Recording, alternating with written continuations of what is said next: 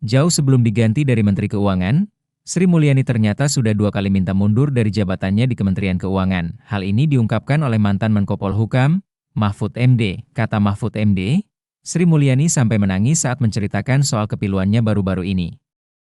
Ternyata ada 2 alasan Sri Mulyani tak lagi ingin menjabat sebagai Menteri Keuangan. Seperti diketahui, Sri Mulyani masuk dalam jajaran menteri yang di-reshuffle Presiden Prabowo. Sri Mulyani digantikan dengan Purbaya Yudi Sadewa di posisi Menteri Keuangan. Diakui Mahfud, isu Sri Mulyani sudah sejak lama ingin mengakhiri jabatannya sebagai Menteri Keuangan sudah diketahui sejak lama.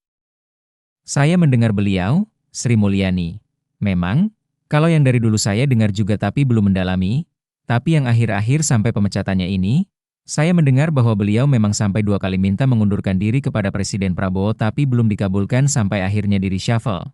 Ungkap Mahfud MD dalam tayangan YouTube Leon Hartono. Kamis, 11 September 2025, diungkap Mahfud, Sri Mulyani memang telah lama mengajukan pengunduran diri ke Presiden Prabowo. Pengajuan itu akhirnya diterima Prabowo dalam bentuk reshuffle kabinet di awal September 2025 lalu. Lebih lanjut, Mahfud mengurai 2 alasan Sri Mulyani ingin segera menyudahi perannya sebagai menteri. Alasan pertama, Sri Mulyani kecewa karena negara tak hadir melindunginya secara maksimal saat rumahnya dijarah. Perihal penjarahan, Sri Mulyani tetap berpikiran positif.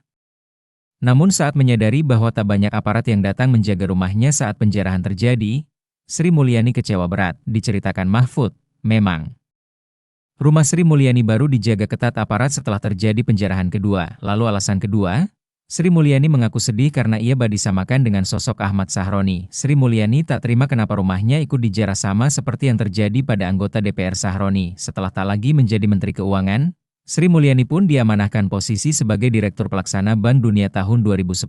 Hingga akhirnya di tahun 2016, Sri Mulyani dipilih oleh Presiden Jokowi sebagai Menteri Keuangannya. Jabatan sebagai Menteri Keuangan itu diemban Sri Mulyani hingga tahun 2024. Lalu di era pemerintahan Presiden Prabowo Subianto, Sri Mulyani kembali mengemban amanah yang sama yakni menjadi Menteri Keuangan. Namun belum setahun menjabat, Sri Mulyani digantikan dengan Purbaya Yudi Sadewa sejak 8 September 2025. Download Tribun X sekarang, menghadirkan lokal menjadi Indonesia.